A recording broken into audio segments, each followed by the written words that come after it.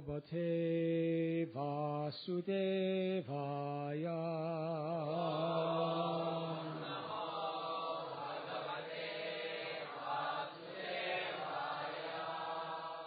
Om Namo Bhagavate Vasudevaya.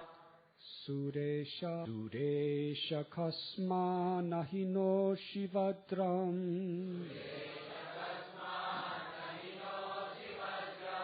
Purastite Vairinim Maya Mogam. Masam Sayishta Nakadeva Prajra.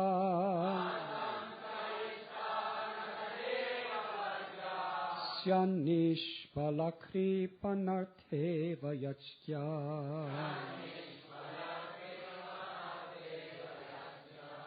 Support by His Divine Grace, A.C. Bhaktivedanta Swami Prabhupada. When King Indra threw his club at Vitrasura, Vitrasura caught it in his left hand and retaliated by using it to strike the head of Indra's elephant. Thus, Indra's attack was a disastrous failure. Indeed, Indra's elephant was injured and thrown back 14 yards. Therefore, even though Indra stood with the thunderbolt to hurl against Vitrasura, he was doubtful, thinking that the thunderbolt might also fail. Vitrasura, however, being a Vaishnav, assured Indra that the thunderbolt would not fail. For Vitrasura knew that it had been prepared in accordance with the instructions of Lord Vishnu. Although Indra had doubts, because he could not understand the Lord Vishnu's order never fails, Vitrasura understood Lord Vishnu's purpose. Vitrasura was eager to be killed by the thunderbolt manufactured according to Lord Vishnu's instructions, because he was sure that he would return home back to Godhead. He was simply waiting for the opportunity of the thunderbolts being released. In effect, therefore, Vitrasura told Indra, "If you want to kill me, since I am your enemy, take this opportunity. Kill me. You will gain victory, and I shall go back to Godhead. Your deed will be equally beneficial for both of us. Do it immediately."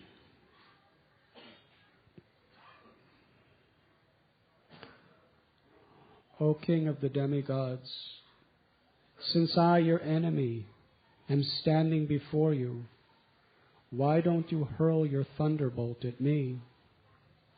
Although your attack upon me with your club was certainly useless, like a request of money from a miser, the thunderbolt you carry will not be useless. You need have no doubts about this.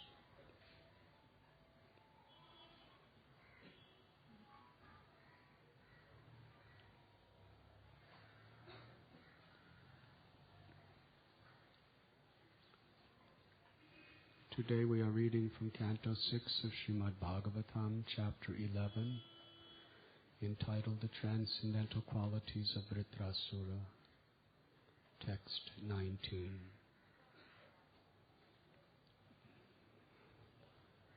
Sri Chaitanya Mahaprabhu instructed the world in the essence of Srimad BHagavatam,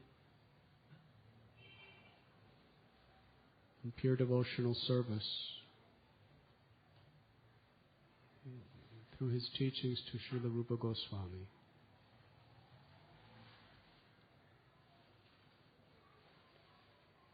And instructed Rupa Goswami to take the words he heard from Lord Chaitanya, embellish it with quotations from Vedic literature, and the realizations that would arise from those words, and write books that would be the foundation for all time to come for the Gaudiya Sampradaya.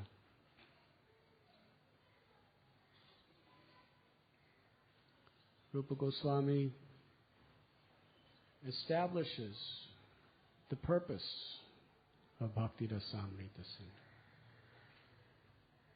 which means the essential message of Krishna and all the Vedas. Anyabhilashita sunyam jnana karamanya navratam anukulyena Krishna nushilanam bhakta uttama. By defining what is the goal of life, what is the characteristics of pure devotional service. It must be unblemished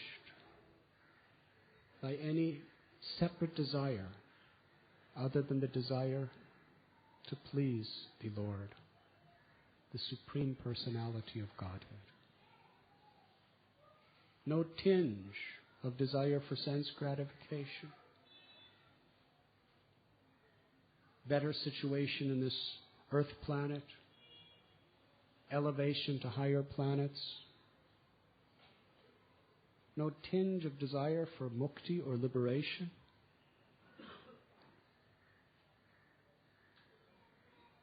Freedom from suffering. No tinge of any desire for mystical cities, which are so very, very attractive. Pure devotional service must be favorably executed for the purpose of pleasing the Lord. That is what Srimad BHagavatam teaches, the crest jewel of all Vedic literatures. And that is the only message of Lord Chaitanya. Dharma projita kaitavatra paramandiramatsadaram satam. From the very beginning, Srimad BHagavatam kicks out any spiritual concepts or religious principles that are not established in pure, unalloyed, unadulterated bhakti. What most of the world is aspiring, longing, and performing even charitable acts, rituals, and austerities to achieve, one who is actually intelligent rejects all those things, and especially rejects the desire for any of those things.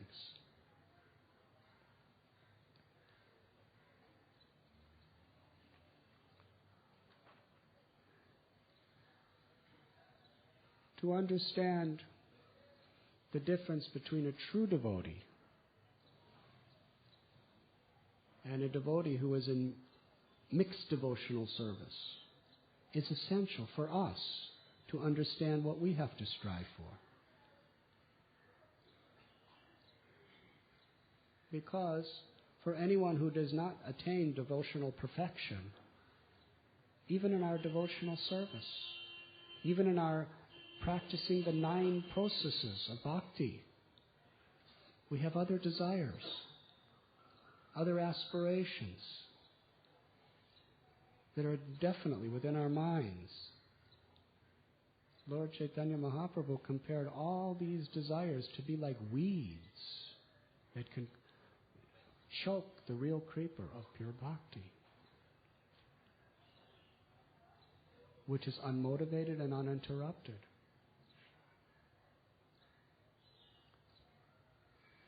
Here in Srimad BHagavatam, there is a most fascinating historical illustration of the difference between a pure devotee and a mixed devotee.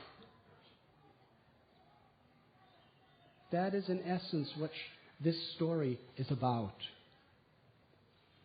Of course, Shukadeva Goswami, he is teaching the essence in such interesting ways. Utterly fascinating. Just to hear the philosophy.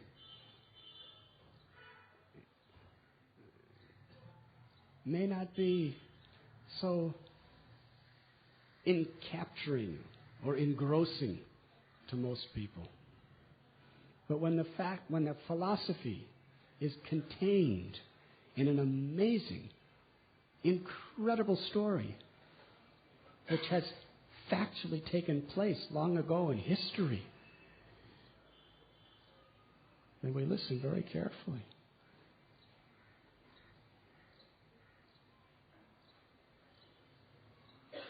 So here we have the king of the devotees, or let us say the king of the demigods, who are devotees, great devotees, fighting against the king of the demons.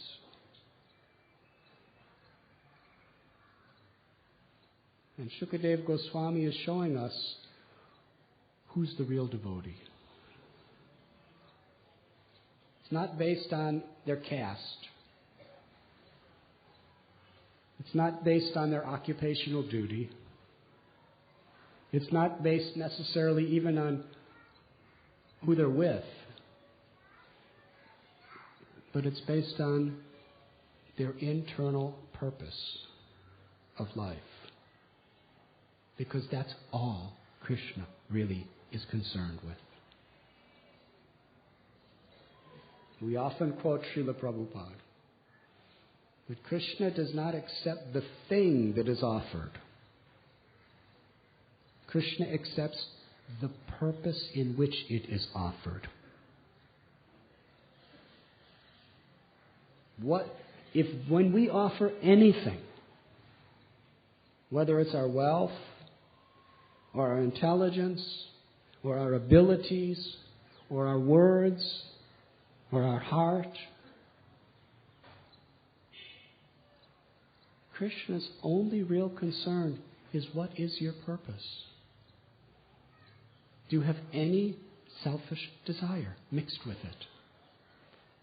Do you want fame? Do you want power and control? Do you want facilities to enjoy sensual pleasures?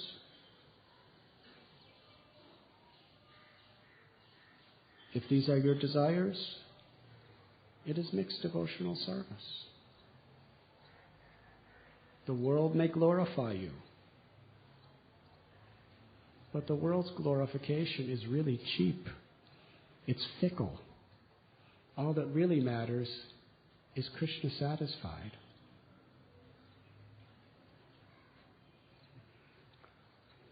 In the current events of India, you see what worldly fame is about.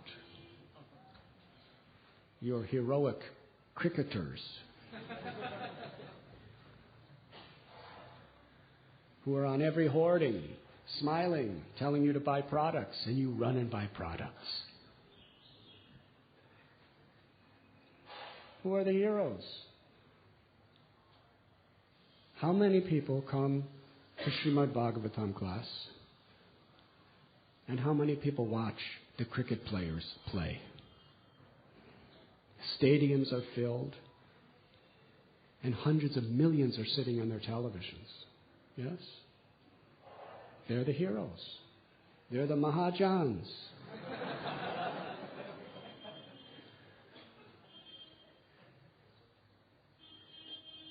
They're famous. But what is the use of their fame? As soon as they lose, people are burning their effigies and throwing shoes at their pictures and cursing them and threatening them to die. Hare Krishna. That's what fame is about in this material world. Like everything else, it's like a drop of water on a lotus flower, a lotus leaf. It's here, it's gone. Why should we be concerned? However great we are, at any moment our fame could become infamy.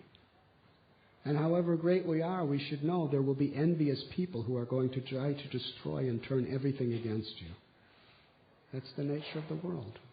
Whatever you're good at increases people's envy.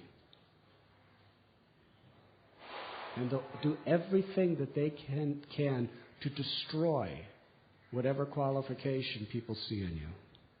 Yes? That's what politics is all about. And there's politics everywhere in this world.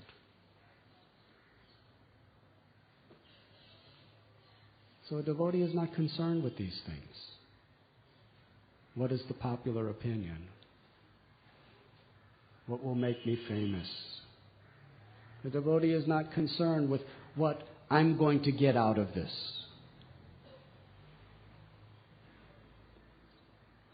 Because material accumulation is simply like a burden. Srimad BHagavatam says, if you're drowning in the sea, the heavier your crown is, the deeper you sink. The people are working so hard to get a heavier and heavier crown.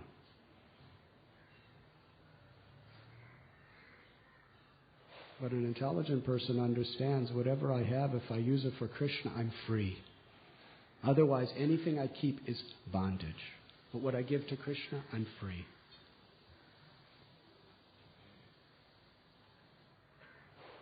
But it has to be given unmotivated.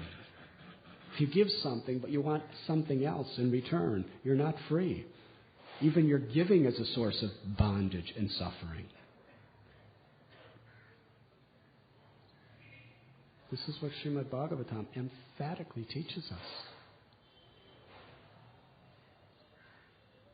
Let us look at the quality of Vitrasura in this particular incident that we're reading about today. He's completely alone. He's rejected and hated by everyone. How would you like to be in that predicament? First of all, by the inconceivable arrangement of the Lord, by the curse of Parvati, he's become the king of the demons. That means all the demigods who are great devotees, who are the agents of Krishna, hate him. They hate him. More than anything in the world, they hate him. Not hate, they despise him. They're praying, they're longing, they're doing yagyas for him to die. Tell me, how many of you would like all the millions and millions of demigods praying, performing yagyas, doing their services with the prayer that you will die? That's serious energy. And all the sages and rishis. All the sages and the rishis, except maybe a few very, very enlightened Paramhamsas who aren't even involved in this story directly now. They're not saying anything. They're just watching from a distance. But all the sages, they're always on the side of the demigods.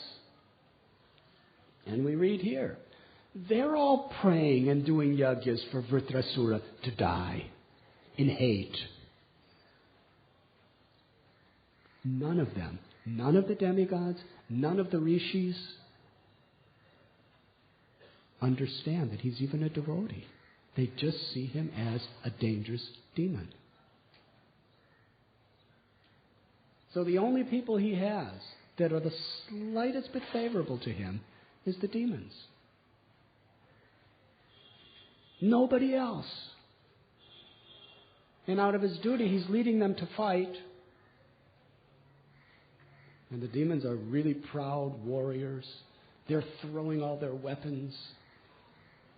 And they really think they're going to win. Why? First of all, because they're so powerful themselves. They have such weapons. But mostly because they have Vitrasura as their leader. Who can defeat us? So in great enthusiasm they attack. And they shower the demigods with massive quantities of weapons. All varieties. You can't even see the demigods. They're just like under a cloud, a black cloud of all these dangerous, murderous devices. And they just keep shooting and throwing and catapulting more and more of these deadly weapons. But then what happens is the demigods clear them all away, and they're still standing there, completely ready to fight. Now at this time, the demigods didn't even start to fight back. All they did is not be destroyed by the demons' weapons. And because of the demons' false pride, the fact that they could not destroy the demigods, they became so fearful, they ran away. Demigods didn't even do anything to them, but they're running away. Because they couldn't do something to the demigods, they understood they will do something to us. And as they're running away, Vitrasura is chastising them. What are you doing? Why are you so attached to this material body? Don't you know that death is inevitable? If you die a glorious death, that is most good fortune. You're going to die. If you die an inglorious death, your life is a waste. He's preaching to them. Come back. Don't be such cowards. Why are you afraid of dying? Do the right thing for the right cause. You're demons. You have to fight. Fight! And then he cites how there is two ways to have a glorious death. One is by an entire life of practicing devotional service. One concentrates his mind on the lotus feet of the Supreme Personality of Godhead and dies. That is one type of glorious death. And the other type, which is the only way for the demons, because they're not devotees by any means, they hate Vishnu, is if you die in battle and do not turn your back like a coward, you will be elevated. That is a glorious death. So come on, let us fight. The demons, they rejected Vitrasura and kept running away. Hare Krishna. And the demigods, seeing that they're fleeing like cowards, they were running behind them, shooting their arrows, and the demons were just running, not even fighting back, just running, and and then Vitrasura starts chastising the demigods. What cowards you are! How unholy! A Kshatriya never in battle will fight someone who has their back toward them. So here is Vitrasura. He's against everyone. He's chastising everyone. And everyone hates him for doing it. The demons, they're not favorable toward him. He's insulting them. They're rejecting him. So he's rejected by his own people completely, every single one of them. He's hated by all the sages and the yogis. He's hated by all the demigods. Who does he have?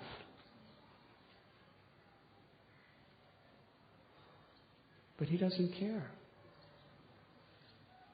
Because he's a pure devotee. He knows in his heart of heart that he is executing the desire of Krishna.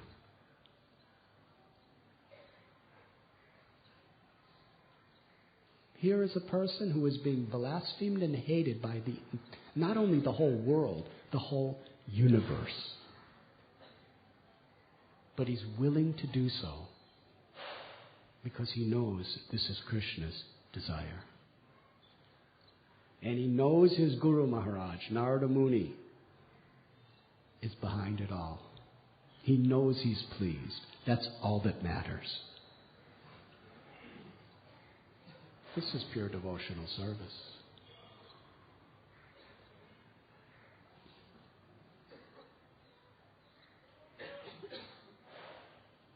Vitrasura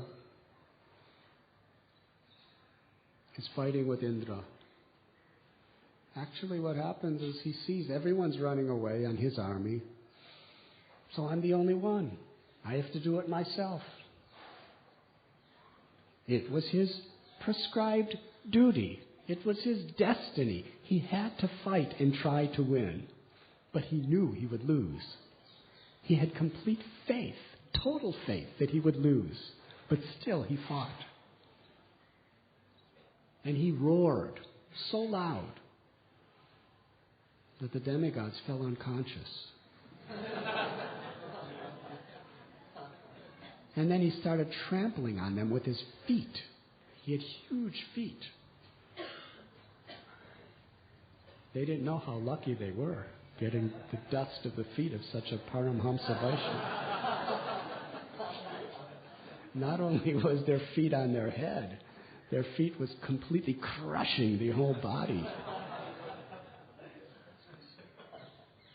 Narottam Das Thakur prays that his only desire in life is to have the dust of the feet of the devotees. Prahlad Maharaj prays that the only way anyone has ever attained pure devotional service is by bathing their body with the dust of the feet of the great Vaishnavas. How fortunate were the demigods, being trampled by the feet of Vitrasura. But they couldn't recognize it. It was horrible. And seeing this Indra, he felt it was his duty to defend. And beside that, he had the Vajra, the thunderbolt. How could he lose?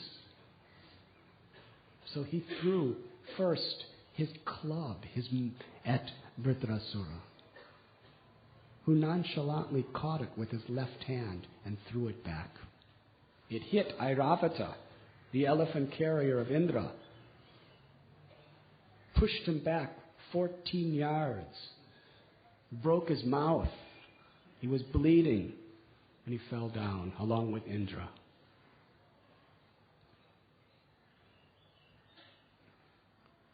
Now Indra, such a mystical yogi he was, just by touching his elephant, he put nectar in him and brought the elephant immediately back to his full strength. But Indra was discouraged. He gave up all hope.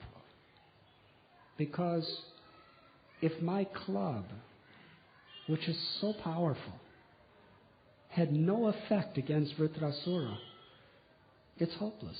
There's no use fighting. I'm finished. And he just stood there lamenting. And Vitrasura is preaching to him.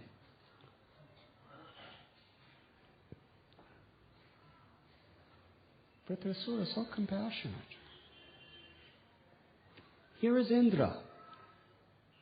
He's telling Indra that you are such a fool. You are so ignorant. You're so hard-hearted that you killed a Brahmin. You killed your own spiritual master. And you killed my own brother, Vishwarup. Whatever you have now is due to Vishwarup. He saved your lives. He saved everything you have. He performed great sacrifices for your benefit. But because of your fear, you slaughtered him like an animal. And he was my brother and your guru. Vitrasura was bold. He was telling it like it is.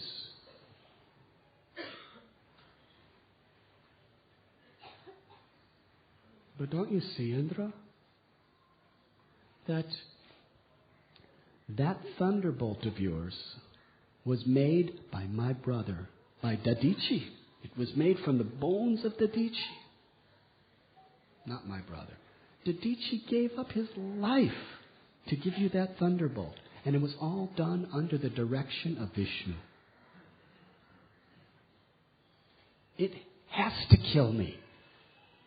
It's Vishnu's will. It has to kill me. This is the difference between a pure devotee and a mixed devotee.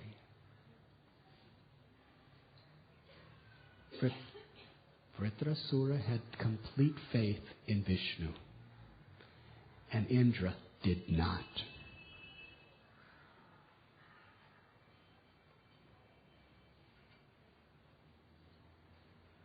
A person who thinks that they are the doer of their activities cannot have complete faith in the Lord. To the degree we think I am the doer of my activities, to the degree we want to take credit for our actions, we cannot really have true faith in the Lord. Because it's contradictory. Indra still wanted to enjoy. He still wanted to get credit and glory. Therefore, his faith was weakened by that. But Vitrasura wanted nothing. He only wanted to serve the Lord. It is an amazing incident with an amazing instruction. This is really the basic difference between a mixed devotee and a pure devotee. A pure devotee, under all circumstance, always has confidence in Krishna. And a mixed devotee, circumstances can cause doubt, reservation. Very dangerous.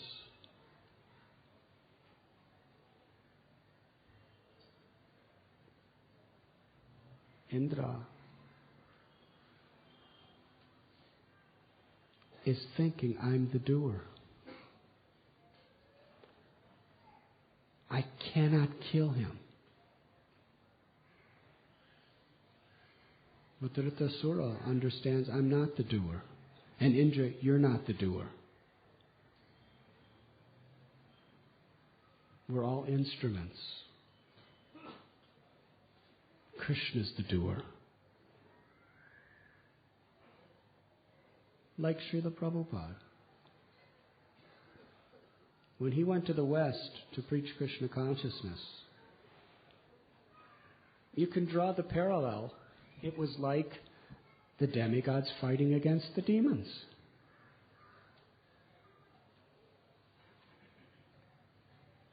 An entire demoniac civilization. He was fighting against Kali and all the powers of Kali. Can you imagine? 70 years old. He's coming out of Vrindavan. Small man. With nothing. Didn't have an army. He was all alone. Declaring war on Kali and all the forces of Kali. Unbelievable. And there were so many reversals. He fought in Jhansi, and it appeared he lost the battle. Most people would say, at my age, I tried, Gurudev, but there's powers beyond my own. And then he's having heart attacks. Another power of Kali trying to stop him. And then he goes to the West, and he has no support and no help. And even the army of his comrades in India, not a single one was willing to give sufficient aid. Send some men. Send some money. Nothing. He got a couple murdungas and parakartals. That was it.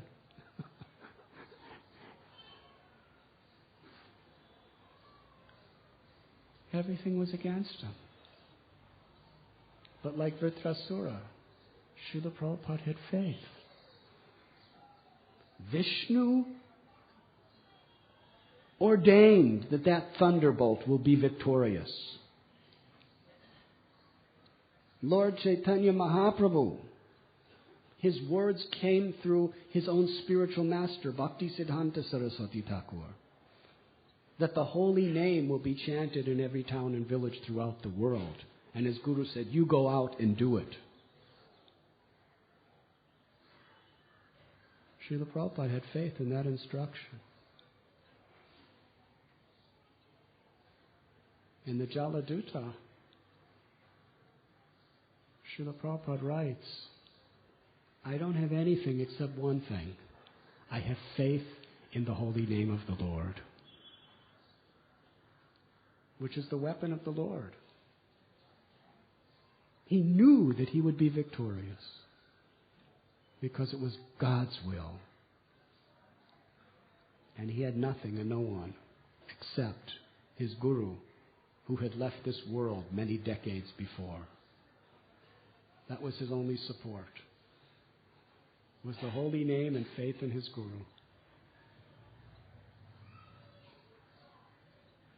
So amazing.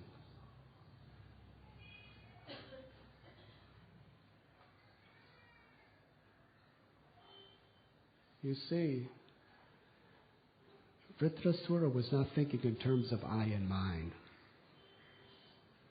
He was thinking in terms that everything is Krishna's.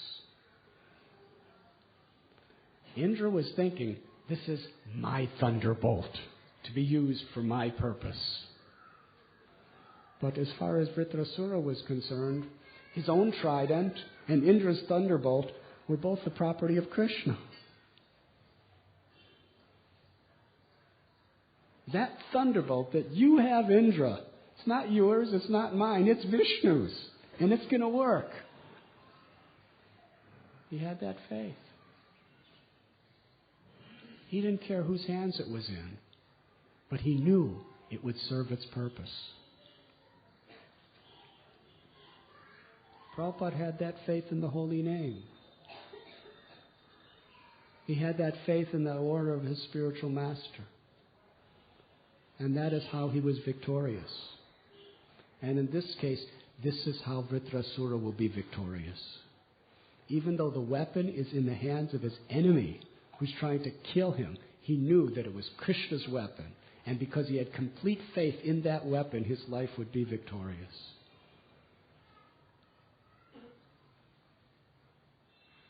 And he's telling Indra that you want to win this battle so that you can enjoy the heavenly kingdom. But I want to die and go back to Godhead. So your killing me will satisfy both of our purposes perfectly. Vitrasura was disgusted with this material world. Abrahma bhuvana loka punar avatunarjuna. He knew from the highest planet in this material world down to the lowest, they're all places of misery. He was fixed on going back to Godhead exclusively. Indra wanted to serve the Lord and enjoy within this world. Vitrasura knew Indra will win but lose. I will lose but win. I'll lose the battle, I'll die, but I'll go back to Godhead. That is the supreme, ultimate, and only victory. Indra will win the battle, have all the heavenly planets to enjoy, have all the power of the king over the demigods, but will lose because he's a devotee who is entrapped in Maya. Lost the battle. This is Srimad BHagavatam. Vitrasura, the demon who loses, is the winner. And Indra, the devotee who wins, is the loser.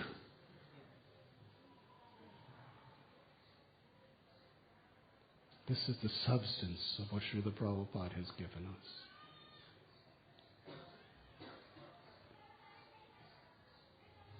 Very difficult for an ordinary person to understand these things. People are struggling and striving with so many efforts to somehow or other maintain this life, which is our duty, especially in the service of the Lord, to maintain body and soul together as far as possible. But for a devotee, the only purpose of of trying to maintain and preserve this body is to serve the Lord. Bhaktivinoda Thakur prays, Krishna, if you want to kill me or if you like to protect me, you can do anything you want with me. I'm your servant unconditionally.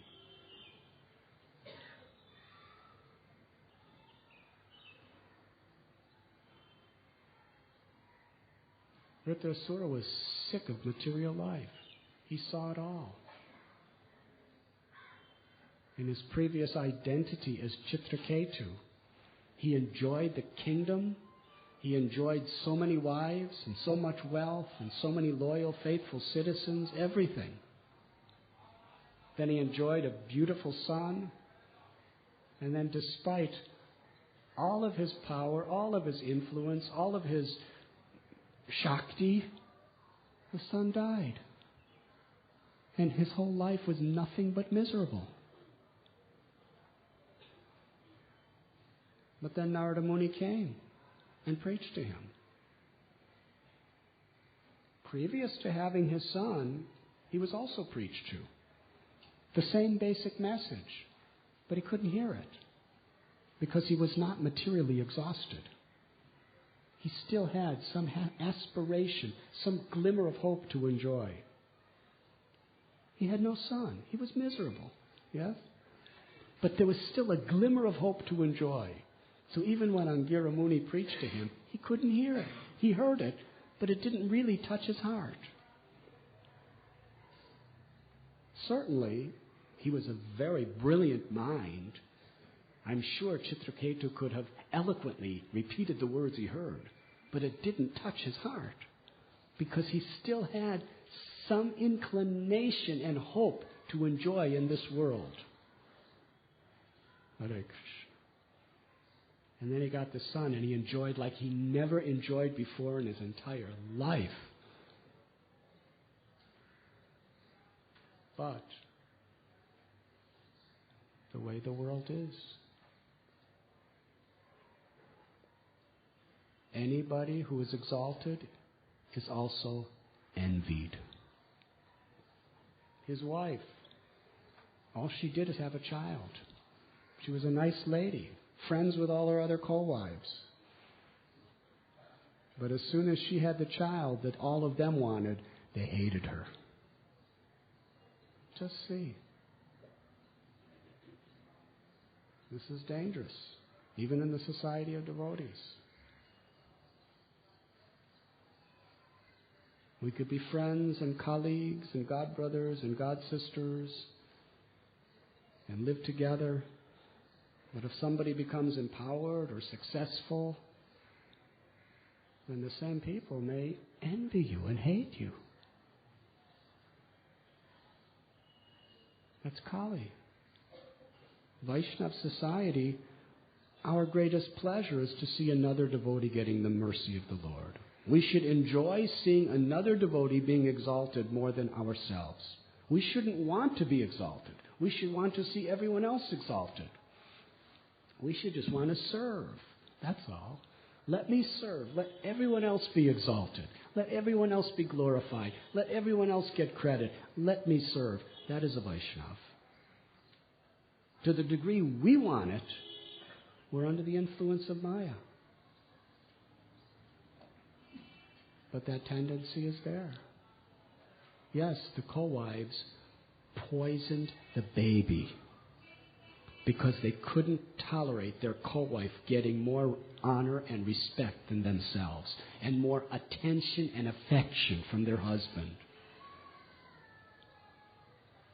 Srila Prabhupada gave example of the disciples who are massaging their guru in different parts of body. And each one wants the guru to think, I'm better than the others.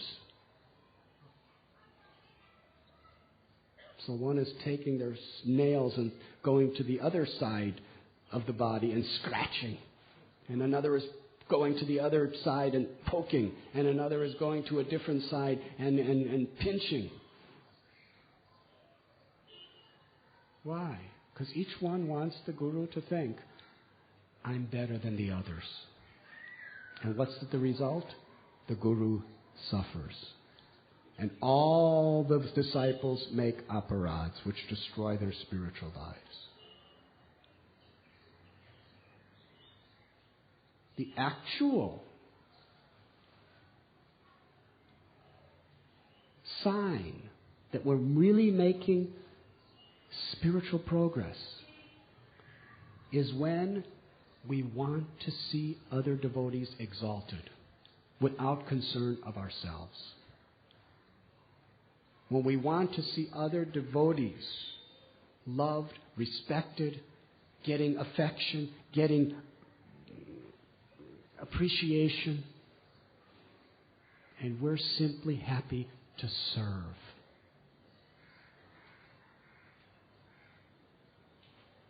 When we start having that consciousness, we're on the line of pure devotional service.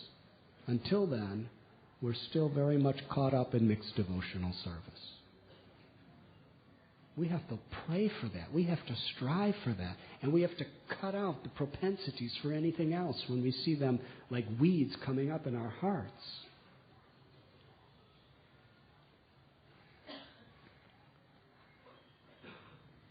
Chitraketu was devastated when his son was killed. Then when Narada Muni came and spoke to him, he heard everything, because he had no longer a glimmer of aspiration to enjoy in this world. Then he could hear. And he enshrined those words in the core of his heart. And Narada Muni even brought his son back to life to preach to him. Then when the son died again, Chitraketu was very ecstatic. Yes, go back to Godhead, my son. I'll join you. He didn't care anything for this world. He only cared for Krishna. He completely surrendered and gave all credit to Narada Muni, nothing for himself. And that is how, when he was misunderstood by Parvati and cursed and blasphemed, criticized, chastised. How would you like to be severely chastised by Parvati, the presiding deity of the entire material nature? Hare Krishna. He took that chastisement with such humility. Yes, Mataji, what you're saying is very good. I didn't mean it that way, but still, whatever you have spoken, I accept. I will become a demon. I will take a hellish birth. Thank you very much. And it wasn't just theoretical. He knew he would become a demon. Sometimes we say, but we don't really believe it's going to happen. But when Parvati says it, it's going to happen. And here he is, horribly ugly in his physical features, a monster, miserable monster, hated by, and at this particular time, he's rejected by everyone. But he has faith. He has faith in the thunderbolt that Indra is holding to kill him. Because he has faith, this was made under the instruction of Vishnu. Therefore, it will be victorious. It was his duty to fight and fight as hard as he could, but he knew he would lose and die because he was not on the side of the Lord. And he was eagerly awaiting that moment. Very similar to Bhishma. He fought and he fought and he fought because it was duty, but he always prayed to die. Vitrasura had to fight. It was his prescribed duty. And he fought. To the end he fought. We're going to see. He preaches to Indra. He chastises Indra. And somehow or other gives Indra faith. Indra lost faith in Vishnu. Vitrasura is preaching to him to have faith And Indra had faith. That's the power of the association of devotees. By hearing in the association of devotees, one gets faith. Indra got faith by hearing from Vitrasura. Such good satsang. And then he attacked. He cut off Vitrasura's arm. Then Vitrasura attacked again. And he cut off his other arm. And Vitrasura had no arms. Then he just laid on the ground and opened his mouth and swallowed Indra. He didn't stop fighting because that was his duty. But he knew he would die. And after swallowing Indra, he just went into samadhi. He thought, okay, now Krishna, I'm yours. I've done my work. I fought. Indra's not around anymore. Somewhere inside. There's nothing I could do to him in there. And the amazing thing is, why didn't Indra die in the belly of Vitrasura? Because he was protected by the Narayan Kabacha, which was given to him by Vitrasura's brother, who Indra killed. He was protected by that. Otherwise, nobody could live in someone like Vitrasura's digestive system.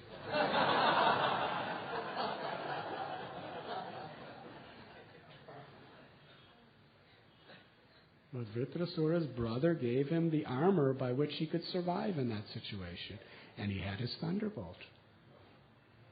Vitrasura just completely fixed his mind on the beautiful form of Lord Shankarshan and went into total samadhi, gave up all external consciousness. And meanwhile, Indra, with his thunderbolt, he pierces through the abdomen of Vitrasura and comes out. And Vitrasura is just completely in ecstasy, out of this world, meditating on the Lord. Now, how many of you could be so fixed in meditating on the Lord that you're still alive, you're not under any anesthesia, you're just the meditation on the Lord is so engrossing that someone can just, with a thunderbolt, pierce through your belly, and you're just like this. And then Indra, with his thunderbolt, is trying to cut off Vitrasura's head. Now, this is a thunderbolt. This is not just a surgeon's scalpel. This is a thunderbolt made out of the bones of Dadichi, made under the instruction of Vishnu.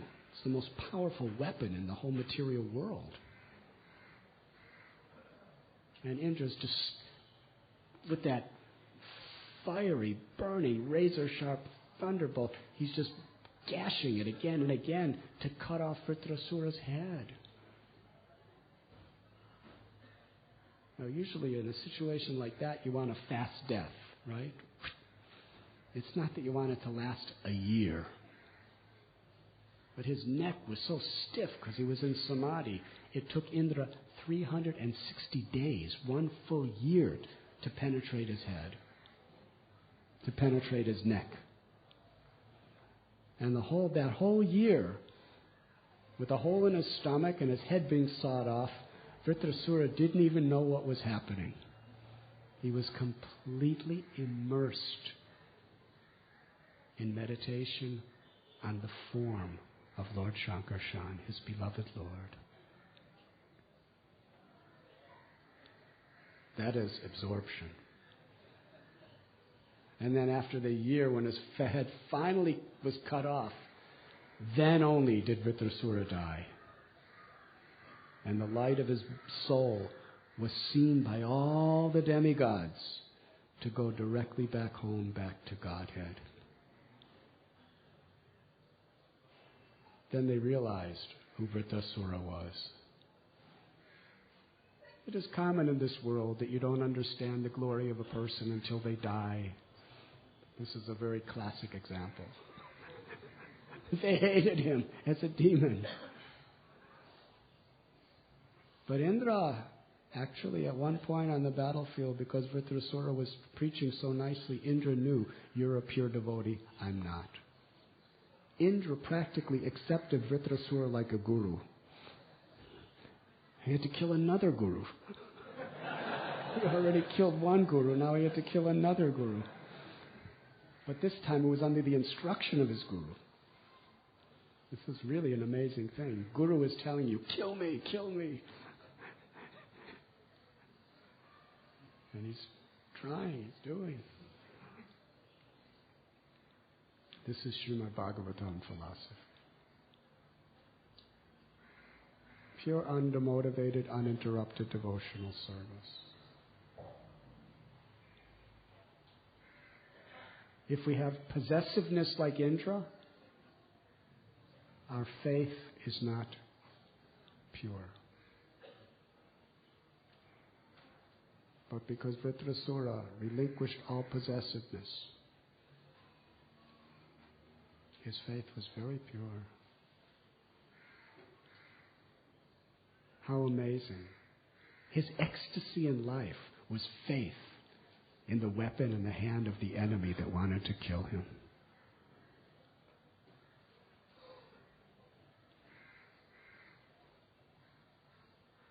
He felt deep sorrow for Indra, who had to win the war and live in heaven.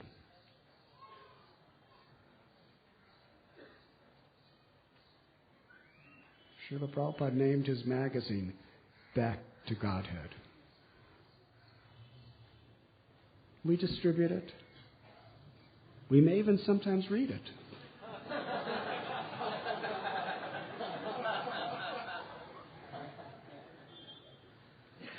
But what's it all about? That innocent title, Back to Godhead, that Prabhupada put on it, is so deep. This is what it means. We're reading about it in this particular Leela today, what it means to want to go back to Godhead. Thank you very much. Is there any questions? Yes. Ananda Vrindavan Prabhu.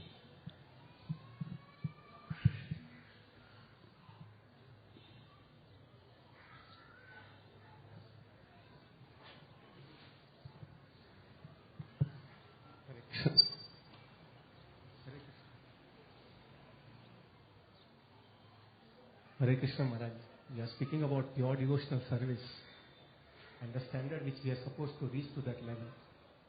But seeing such a high standard of pure devotion platform which we are supposed to attain, if even we are trying, but the standard which Vitrasura is showing it, I think so it is so difficult. And even if we don't reach to the pure devotional standard, we are not going to get the lasting peace or the lasting bliss of Krishna consciousness. So now the thing is this way, that the age is increasing. We have spent so many years in Krishna consciousness, but the result is not coming up. Very less years are there in this material world. And the attainment of the goal is not going to be achieved. Then we have missed the bus. So now the age is small, the time is less, and the process is too long. The lesson is to be learned is too long or too big. Now what to do in these circumstances? Because we also want to have that place or that nectar which Vitrasura is attending, although the depth is coming but they are ready for it. We have not reached it. So can you just show us that what is the lesson or how to achieve that thing in such a short span of time which we have in this material world and finish it off?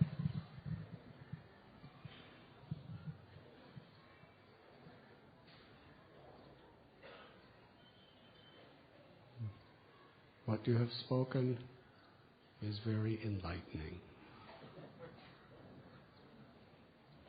It is the beginning of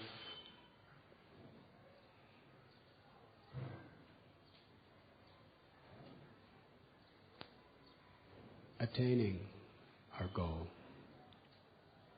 To understand it's impossible for me. As long as you think it is possible for you, even in your devotional service, you'll always be under the illusion that you are the doer.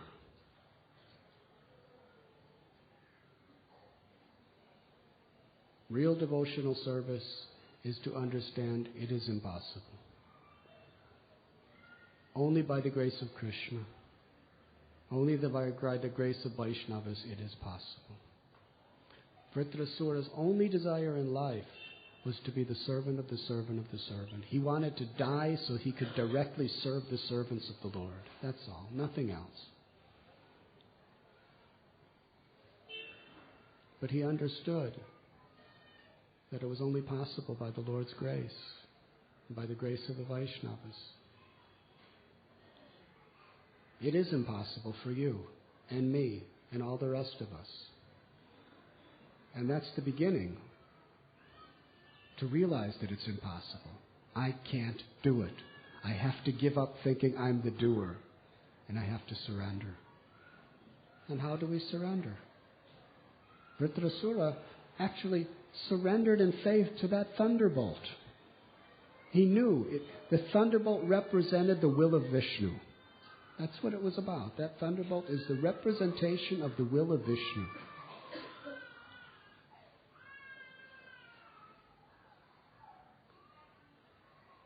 If we simply perform our devotional service sincerely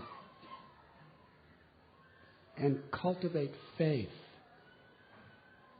that if I just do this service of chanting, hearing, remembering, doing some puja, performing whatever other service I'm allotted, if I simply do that, I don't have to be somebody big, I don't have to be somebody small. If I just do it sincerely and understand that I'm doing it for Krishna, I'm doing it for Guru, I'm doing it for the Vaishnavas, and it is their mercy that will take me back to Godhead. If I simply please them, by their mercy I will be taken back to Godhead. Then you will be taken back to Godhead. We simply have to perform our service, however menial or great, with the proper attitude, and Krishna will take us back to Godhead. That is our faith, and that is our certainty, and that is the truth.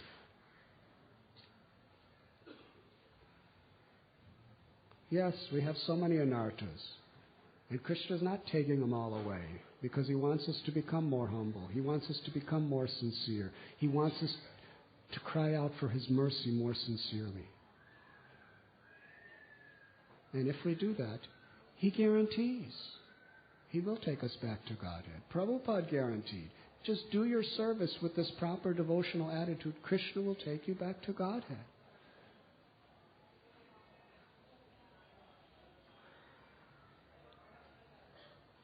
So you didn't miss the bus. You're on the bus, and you're on the right bus. But don't get off.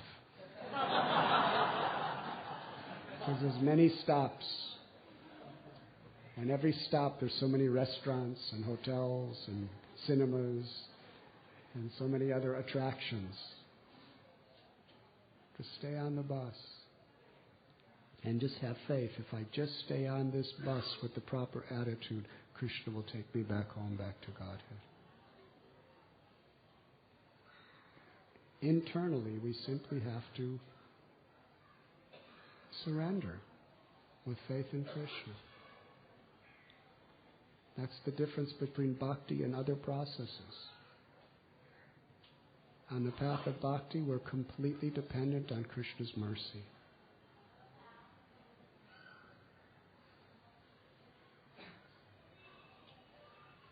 Kolavecha Sridhar was just selling some banana leaves and some bananas and flowers. But he had complete faith in Krishna's mercy and in the Vaishnava's mercy. That's all. Cultivate that faith by hearing these beautiful stories from Srimad BHagavatam. Nasta prayesya bhadreshu. When we hear about them, we gain faith. We have to know what we should pray for, what we should long for, what we should strive for. If you're striving for pure devotional service, Krishna's going to give it to you. Definitely. As long as you don't change your mind. If you're striving for mixed devotional service, karma mishra bhakti or jnana mishra bhakti. Krishna will give you that. If you want fame, if you want prestige, if you want power, if you want control, and you're doing your devotional service, Krishna may give you those things. You won't go back to Godhead. You definitely will not go back to Godhead for a long time, as long as that's your aspiration. But even if we have so many material desires and so many obstacles and anarthas within us, if our mind is fixed, this is what I want. I want to be humble. I want to be sincere. I want to be pure. I want Krishna as the center of my life. I want to be the servant of the servant of the servant. If you simply cultivate that desire as your ultimate goal, to be the servant of the servant, and you strive and orient your life to try to fulfill that desire, you will definitely go back to Godhead. Because Krishna sees your desire and He will intervene in your life. Preserve what you have, carry what you lack. Does that answer your question? So you should be happy and hopeful, providing you're on the right bus. And you stay on. Yes, Govinda Prabhu. Gauranga Prabhu. Just this point which you mentioned, that Vitrasura was so much hated by everyone, and he was also chastising so many demons and others, and he was having this situation where he was pleasing his guru Narad Muni, and he had connection with Krishna. So then someone may feel that, okay, that if I do not have very good relations with people around me, then I am also following in footsteps of Vitrasura. Because I have direct contact with Krishna and Guru is pleased with me and he has no issues with me. But there are other people who don't understand me and don't know what is my real devotion within. So many times we have this situation, and how do we draw that balance? And my second question is... One at a time. One at a time. Okay.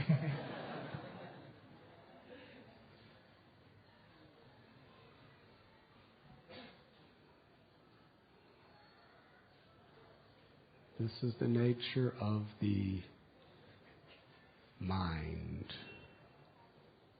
To try to draw certain analogies from the scriptures to justify our own false ego. It's very dangerous. The fact is, you are not Vitrasura.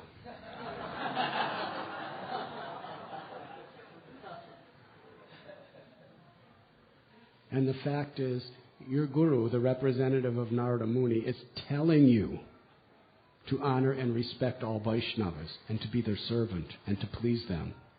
That's your order. To try to take the Vitrasura mentality and dovetail it according to our false ego is very dangerous. Yes? Narada Muni was completely giving his heartfelt blessings to Vitrasura to do everything he was doing. Huh?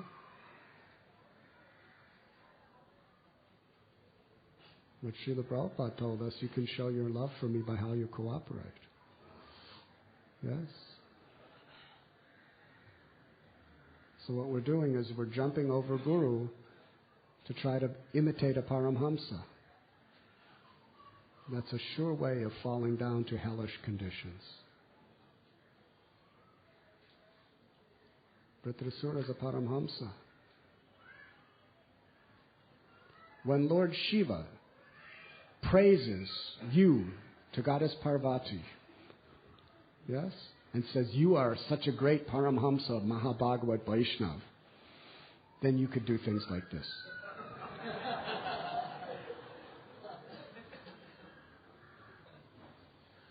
Yes? He was through whatever he was doing, factually was with the complete blessings of his Guru and Vishnu. But if we're thinking it doesn't matter what anyone else says, my guru is like that and everything else, if your guru is saying be the servant of these people, then you have to be the servant of these people. Yes? You cannot imitate the Paramhamsas, but we must understand the spirit of the Paramhamsas and try to follow that. Does that answer your question? Thank you, Maharaj. My second question is, where to draw the line between being responsible and being possessive?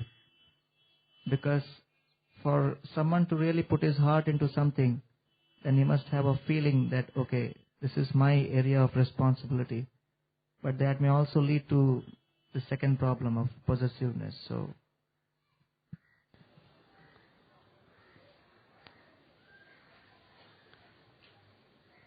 there's material possessiveness and spiritual.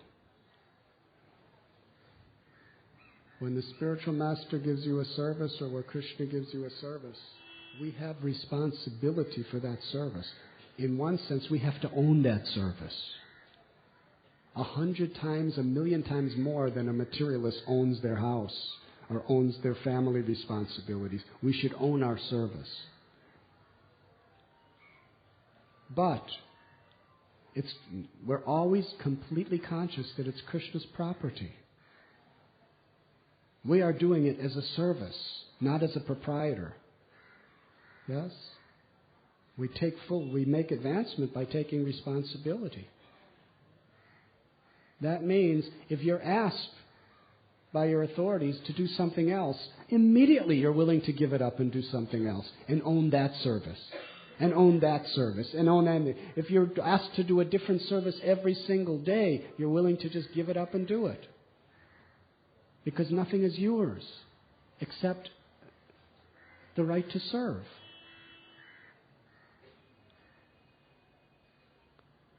So we should not feel an egoistic possessiveness, that this is mine. All that's mine is the opportunity to serve and the responsibility to serve. Prabhupada said to Krishna in his prayer, let me be your puppet. If Krishna wants the puppet to do a particular service, heart, soul, everything, full responsibility to do that. But if the puppeteer takes you to something else, you give it up immediately and go on. Yes? So there's a difference between taking responsibility for devotional service and thinking I'm the proprietor.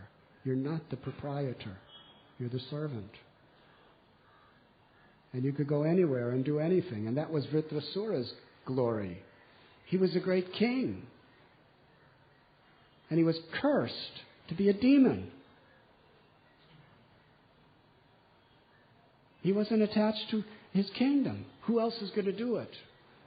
He was like, no. Krishna, you want me to be a demon? I'll be a demon. Hare Krishna. And then he took he took full responsibility as the king of the demons. Krishna gave him that service. And he was so responsible. He was leading all the other demons like the best of the kings. Yes? He was fighting for them with his full energy because it was a service. But when Krishna brought him back to Godhead, he fully absorbed himself in that. So be attached to the service. Does that answer your question? But our service is to be responsible. If you have a preaching field, you have to take total responsibility for that preaching field, but never think it's yours. You're doing it on behalf of the higher powers. That's all. On behalf of the higher powers. And if the higher powers want you to do something else, we have no attachment. We're only attached to doing what they want us to do. That is pure devotional service. Sometimes even in Krishna consciousness, a person's in a position and they become so materially entrenched in that position that they think it's totally spiritual. But when the seniors say do something else, no, only I can do it, I have to do it. That means that there's a material sense of I and mine.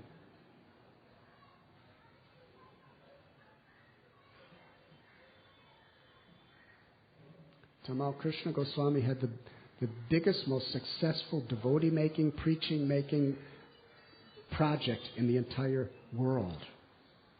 Radha Damodar's traveling Sankirtan party. And he was the main person to develop it into that.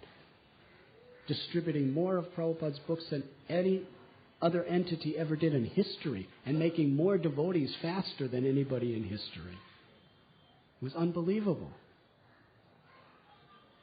And he was complete. And you can't do that without taking total responsibility. It wasn't that he was just, oh, Krishna, you're in control.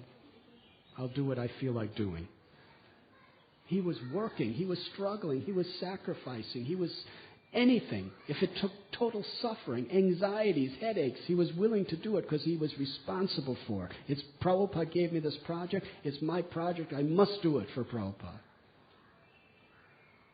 But what was the test of his pure devotional service? Prabhupada told him, I'm taking it away from you now. Go to China. In one day. Hare Krishna. Prabhupada said, go to China. Radha Damodar traveling Sankirtan party is no longer yours. After years of developing it and getting so much fame and glory for it and such amazing results. And what did Tamal Krishna Goswami do? Went to China. Just gave up Radha Damodar Sankirtan party. Just immediately just gave it up and went. Huh? And what did he do in China? He took full, total responsibility. It wasn't easy. He had to disguise himself behind the Iron Curtain and all kinds of dangerous things and innovative, creative. You had to be absolutely fixed. It wasn't that he was just going thinking, oh, Krishna will do, and I'll just, I'll do a little here and a little there because Prabhupada told me. He just focused. Total responsibility, total engrossment, anxieties, life risks, threats, so many obstacles to overcome. And he did it all and started making hundreds of devotees in China single-handedly. Underground centers. Hare Krishna. Does that answer your question? Yes. No, Raj, you mentioned about same, little lower level of question. He talked about service, possessing the service.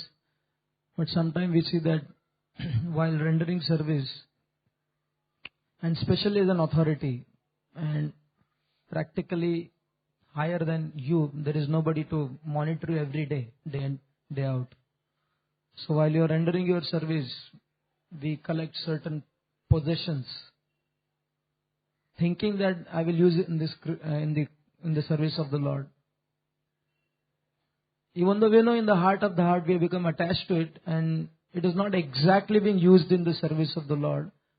Rather, it is wasting our time, and it is making us stay away from the association of devotees. So, give an example.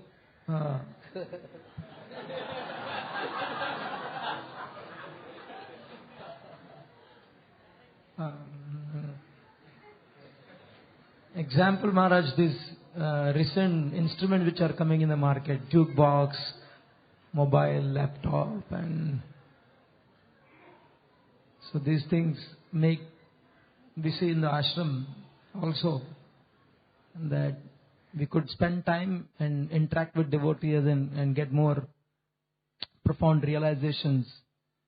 But some other feel that no, I have to do it. But even though in the heart of the heart, it is not so good. So how do we cut off that mentality and make progress in our devotional service? That is a good question. I will answer specifically for brahmacharis, and others can adopt it according to your particular situation.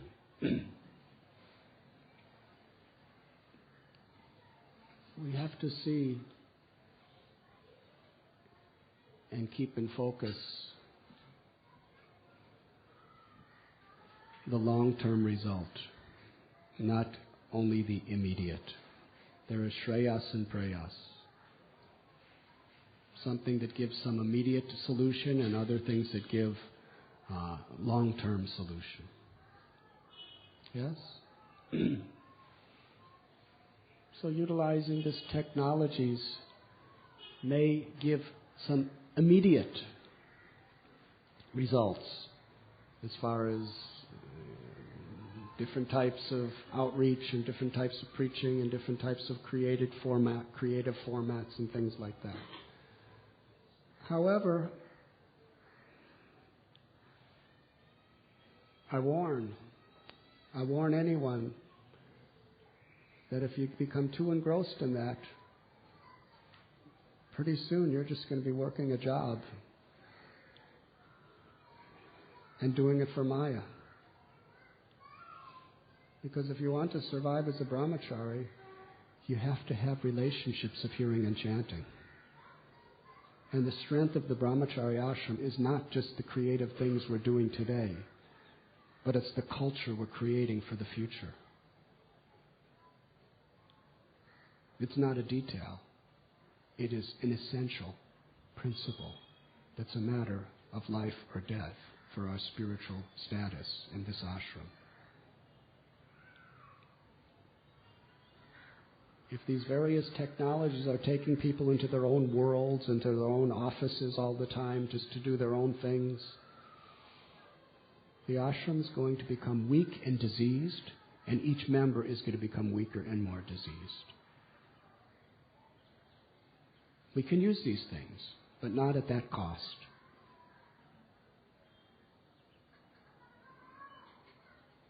We don't want to gain a paisa and lose a crore. That's not good intelligence. We have to balance in such a way that the priority is our relationships, the 6 loving exchanges. Our priority is hearing and chanting together, deepening the friendships that we have together in the service of Guru and Gauranga. That is priority. That is the culture of the ashram, satsang. It's not that modern technology can ever replace tradition. The tradition throughout the Shastras is devotees sitting together and hearing and chanting about Krishna and trying to help enlighten each other about Krishna. Machchita madgata prana. You're not going to get that same effect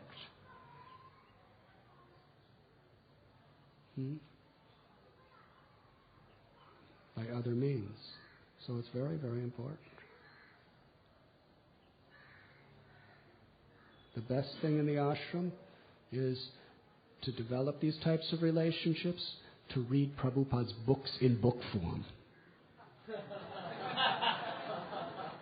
Engross our minds in reading Prabhupada's books with the paper in print.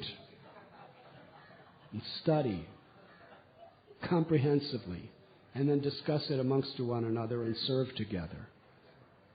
And use this other technology only when, for a particular specific service, it will be very, very constructive and useful. But it should not take us away from the culture. It should not destroy the culture.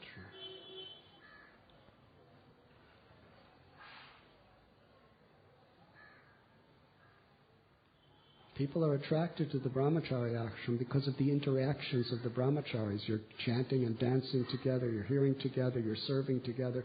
Nobody is attracted to this ashram because of what people are doing in their back rooms on their computers. Nobody. If that could help to embellish and deepen this, then it's very good.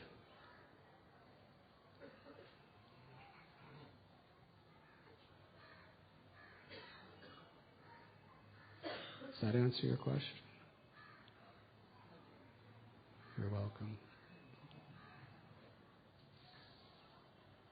But if there is a particular service, particular valuable service that we have blessings to do, and those technologies are actually helping us, then that's very good. As far as listening to lectures and everything, that's when we're traveling or like that, that's very good. But shouldn't divide us. It should not take us away from each other. Because you're sitting there with your earphones listening to Prabhupada tell you about being the servant of the servant of the servant. So when you should take off the earphones pretty soon and start doing it.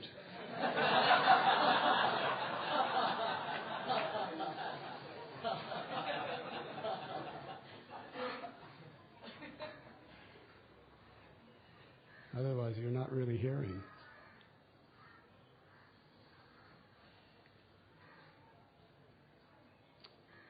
Srila Prabhupada ki jai.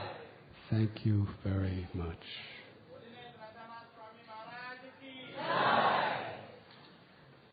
Vitrasura Maharaj ki jai.